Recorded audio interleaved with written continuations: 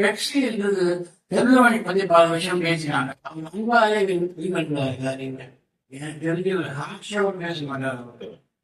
அதுவே பாதி பேர் மயங்கி எல்லாம் மயிடுவாங்க. அதுதான் பெப்சியோட பலம். இல்லை அந்த பலம் தொடர வேண்டும். சீதா பொறுத்த வரைக்கும், சின்ன பொறுத்த வரைக்கும் நாங்கள் சரி ஒவ்வொரு காரியங்களுக்கும் எங்களுக்கு உறுதியாக இருந்திருக்கிறார். இந்த பிஎஃப் விஷயத்துல இளவரசனும் கார்த்தி ரவி மெசேஜ் மேல வந்துகிட்டே இருந்தோம். முடிச்சாங்க நினைக்கிறேன். அது வந்து உடாம ஒரு வேலி மாதிரி பண்ணாங்க. ரொம்ப ஆரோக்கியமா இருந்தது. நமக்கு யாரோ விரோதிகள், நமக்கு நாமே தான் விரோதிகளாக மாறும். எப்போது நாம் உண்மையை மறந்து பேர் பாதையை தெரிகிறோம் அதுதான். அது நமக்கு அது நடக்கவே கூடாது. உண்மைதான் நமக்கு வழி. அதுதான் நம்முடைய பலமாக இருக்க வேண்டும்.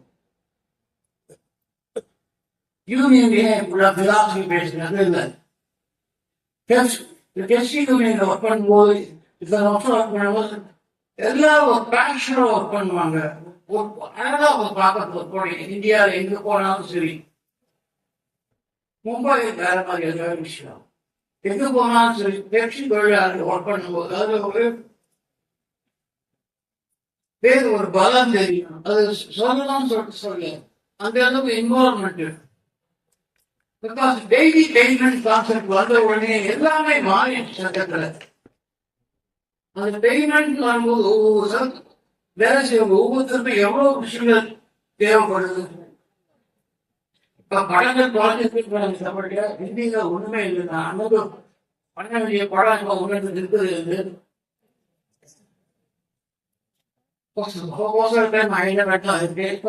எல்லா இடத்துலயும் ஒரு கோயில் வருது. அந்த கோயிலுக்கு வந்து ஒரு மிகப்பெரிய ஆரம்பத்திற்கு அறிவுரையா நினைக்கிறேன். அனைவருக்கும் வாழ்த்துக்கள். நன்றி. இதுல பெப்சி தான் நிறைய பேர் தெரியல நினைக்கிறேன். புரட்சி தலைவர் எம்ஜிஆர் வந்து இன்னைக்கு இருக்க சூப்பர் ஸ்டார் அத்தனை பேரும் உருவாக்குறார். இந்த 24 தொழிலாளர் அமைப்பு இல்லைன்னா எல்லாமே ஜீரோ. அத்தனை பேரும் பெப்சி சப்போர்ட் பண்ணணும். ஏன்னா என்ன கஷ்டப்படுறதுன்னு எனக்கு எல்லாம் தெரியும். நான் ஒர்க் பண்ணிருக்கேன். 50 வருஷம் ஒர்க் பண்ணிருக்கேன். எவ்வளவு கஷ்டம். லைட் பிடிக்கணும்னா கஷ்டம், ஃபைட் பண்ணணும்னா கஷ்டம், ரோப் கட்டினா என்ன கஷ்டம், மேக்கப் எல்லாத்துக்கும் கஷ்டம். இன்னைக்கு யார் வேணா வேலை செய்யலாம். எனக்கு ஒரு கம்பெனி வந்துச்சு. ஷூட் பண்ணாங்க, கேமரா தூக்கி போயிட்டான். எங்க போய் கேட்பீங்க? பெப்சினா பெப்சில சொல்ல முடியும். பெப்சி அந்த மீட்டு தருவாங்க. இல்லை யாருக்கு நீங்க சொல்லுங்க. அப்படியே முன்னா அவர் 40 வருஷத்துக்கு அப்படியே போயிடுச்சு. ஏன்னா அவனுக்கு படம் என்னன்னு தெரியாது, சினிமான என்னன்னு தெரியாது. பெப்சி தொழிலாளர்கள் அடிமட்டத்திலிருந்து உழைத்து இந்த அளவுக்கு நம்ம உயர்ந்திருக்கோம். இன்னைக்கு வந்து இந்தியா மட்டும் இல்லாம உலக நாடு வரைக்கும் இந்த தமிழ் நாட்டில் இருக்க பெப்சி அவ்வளவு வளர்ந்து. இன்னைக்கு செல்வமணி சார் வந்து சொன்னாங்க, ஐயா சொல்லும் போது சிரிச்சே மயக்கிவார் அப்படின்னு. ஸ்ட்ராங்கா இருப்பாரு, சிரிச்சுக்கிட்டே ஸ்ட்ராங்கா இருப்பாரு. இந்த பெப்சி வளரணும், அத்தனை சமயம் ஒன்றாக இணைத்து சவுண்ட் கொடுக்கலாமா? செய்ய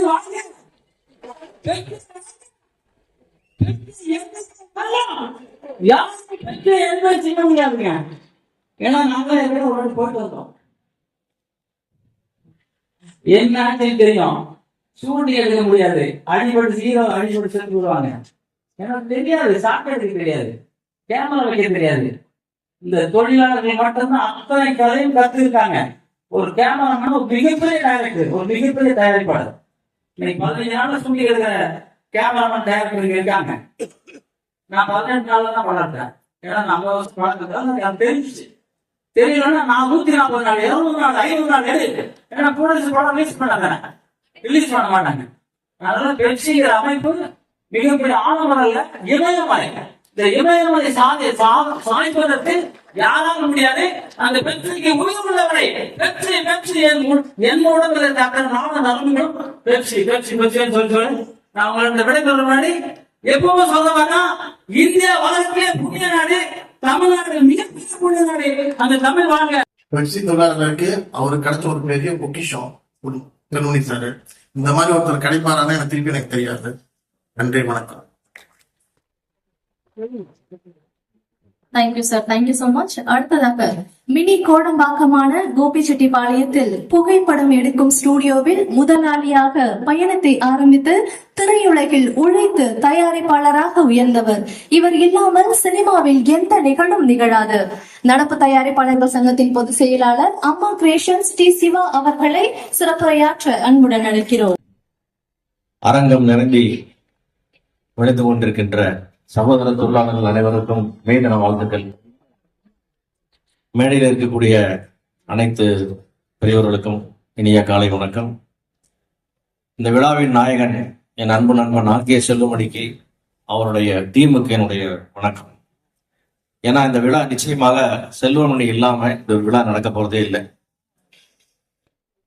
தயாரிப்பாளர்களின் கண்களின் வழியாக தொழிலாளர்களுடைய பிரச்சனை பார்க்க வைப்பார். அந்த மாதிரி ஒரு தலைவரை பெற்றது இந்த பெப்சியோட மிகப்பெரிய ஒரு வரம்.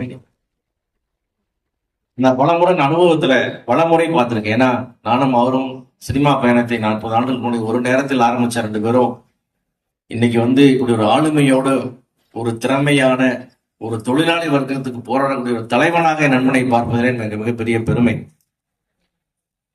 போன ஆண்டு சம்பள பேச்சுவார்த்தை நடத்துறதுக்காக நாங்க ஒரு 100 நாள் தொடர்ந்து பேச்சுவார்த்தை நடத்தினோம். அது எல்லா நாளுமே பாத்தீங்கன்னா காலையில ஒரு பிரச்சனையோட ஒன்று ஆரம்பிக்கும். இவ்வளவு ஏத்தணும், நாம வழக்கம் போல இவ்வளவு முடியாது அப்படின்னு ஒன்று ஆரம்பிப்போம். அப்புறம் எங்கேயோ இடத்துல நின்றுட்டே இருக்கும், ரொம்ப நேரமா நடக்காது. அப்பதான் செல்லுமணி ஒரு கழட்டி அடிப்பாரு. எல்லா தொழிலாளர்கள் தலைவர்கள் ஈவன் பார்த்து எல்லாத்தையும் திட்டுவாரு. என்னையா பேசுறீங்க, பிடிச்ச பிரச்சனை உங்களுக்கு தெரியுமா, அவங்க எவ்வளவு கஷ்டப்படுறாங்க தெரியுமா, கொஞ்ச நேரம் இந்த பக்கம் அட்வொகேட் ஆகி கொஞ்ச நேரம் பேசுவோம். நாம ஒரு மகிழ்ந்து அப்படியே ரிலாக்ஸ் ஆயிடுவோம். அப்படியே சாயங்காலம் பாத்தீங்கன்னா அவங்க எதை ஆரம்பிச்சாலும் அதை சாதிச்சுட்டே கிளம்பி விடுவார். முதல்ல இந்த பக்கம் வர அந்த மாதிரி ஒரு அற்புதமான தலைவரை ஏற்பட்டிருக்கீங்க. அவ்வளவு பேரண்ட்ஸ் இதுக்கு முன்னாடி நான் நிறைய சம்பள பேச்சுவார்த்தைகள் எல்லாரும் சென்டர் போடுவாங்க, கத்துவாங்க, தயார் பண்ணுவாங்க, வாக் அவுட் பண்ணுவாங்க. இதெல்லாம் பண்ணவே மாட்டாங்க. எங்களுக்கே சப்போர்ட் பண்ணுவார் சாயங்காலம் வரைக்கும். தெய்வத்துக்கு நீங்க கேட்டது அந்த மாதிரி ஒரு அற்புதமான தலைவரை நீங்க பெற்றிருக்கிறீங்க. இதே மாதிரி இப்ப இன்னைக்கு நடக்கிற விழாவோட காரணம் எப்படின்னு கேட்டீங்கன்னா, இந்த குழந்தைகளுக்கு இன்ஜெக்ஷன் போட்டு டாக்டர் கிளிகளுக்கு எல்லாம் காமிச்சு போட்டு விட்டுருவாங்க. அந்த மாதிரி எங்களோட ஆரம்பிச்சாரு. நாம இன்னைக்கு சினிமாவோட கஷ்டத்துல எவ்வளவு பிரச்சனை, வியாபாரம் இல்லை, இவ்வளவு வேலைகள் முடிஞ்சு போயிட்டு இருக்கோம். இப்போ நீங்க பிஎஃப் இஎஸ்ஐக்கெல்லாம் காசு கேட்டா இப்படி நம்மலாம் புதுச்சு எல்லாம் பேசும்போது அவர் கிளிகளுக்கு காரணமா நிறைய விஷயங்கள் சொன்னார். உங்களுக்கு இதெல்லாம் அப்படி ஃபிட்டி, இதெல்லாம் அப்படி ஃபிட்டி, இப்படி எல்லாம் பண்ணுவேன். ஒரு மூணு வருஷம் கொஞ்சம் நேரம் வளர்ச்சாரு. நாங்களும் நினைக்கிட்டு சரின்னு சொல்றோம். 15% சம்பளத்தை எழுதி தரது என்பது ஒரு சாதாரண விஷயங்கள், ஒரு சிறிய குழந்தைகளுக்கு சிறிய வீரர்களுக்கு பெரிய சிரமமா இருக்கும். ஆனா கூட அவர் என்ன சொல்றாருன்னா, ஒரு படத்துல ஒரு 10% தான் நம்ம தொழிலாளருடைய சம்பளமாக நம்ம தரோம், மீதி 90% எங்க போகுது அதை கட்டுப்படுத்துறதுக்கு நான் கூட நிப்பேன்றார். இதையெல்லாம் குறைச்சிக்கலாம்னு ஒரு ஐடியாஸ் அவர் எங்க பார்வை எங்க கண்டு மூலமா உங்களை பாக்குறாரு இல்லைங்களா, அதுலதான் அது ஜெயிக்குது. அதனால நாங்களும் கன்வின்ஸ் ஆகி சந்தோஷப்பட்டு நாளைக்கு உங்களுக்கு ஒரு வாழ்வாதாரம் வேண்டும். இன்னைக்கு தொழிலாளர்கள் எல்லாத்துக்கும் கண்டிப்பா இந்த பிஎஃப் இஎஸ்ஐ எவ்வளவு பெரிய வரம். ஒரு அரசாங்க ஊழியர் போல் நீங்க எல்லாம் மாறுவீங்க அப்படின்றதுக்காக உங்களுடைய நலங்கள் அக்கறை கொண்டு நாங்களும் எங்களுடைய சிறிய சிரமத்தை பொருட்படுத்தாத நாங்கள் செஞ்சுட்டு இருக்கிறோம். இந்த நேரத்துல முக்கியமா ஒன்று சொல்லிக்கிறேன். பெப்சி வேண்டாம்னு சில பேர் சொல்றாங்க. இந்த நிழலோட அருமை வெயில்ல தெரியுன்ற மாதிரி பெப்சி இல்லைன்னா தான் இந்த சினிமா இப்படின்னு தெரியும். பெப்சி இல்லை இந்த சினிமா எப்படி தெரியுங்களா இருக்கும், சிக்னல் இல்லாத ரோடு மாறும், இல்ல சிக்னல் வேலை செய்யாத ரோடு மாறும், எல்லாரும் இடிச்சுட்டு நிற்பாங்க. அதுதான் இந்த சினிமாவுக்கு நடந்திருக்கும். பெப்சி என்பது நம்முடைய ஒரு வழிகாட்டி. அது ஒரு சேனலைஸ் பண்ணி நம்மளை எல்லாத்துக்கும் தொழிலாளர்களையும் செக்யூர் பண்ணி தயாரிப்பாளர்களையும் செக்யூர் பண்ண போற அமைப்பு. அந்த அமைப்புக்கு இன்னைக்கு ஒரு நல்லது நடக்குதுன்ற போது அதற்காக நாங்கள் எல்லாரும் ஒத்துழைத்தோம், நாங்கள் குரல் கொடுத்து வந்திருக்கிறோம். இது வேண்டாம்னு சொல்லி வேலை செய்யற சில புல்லுருவிகளை, துரோகிகளை, குள்ளநரி கூட்டங்களை நீங்க அடையாளம் கண்டு அந்த துரோகிகளை ஒழித்து விட வேண்டும். யாரும் அதற்கு எந்த ஆதரவும் கொடுக்கக்கூடாது. ஏன்னா மேதினத்தன்று ஒரு சூழலை நீங்க எடுக்க வேண்டும்.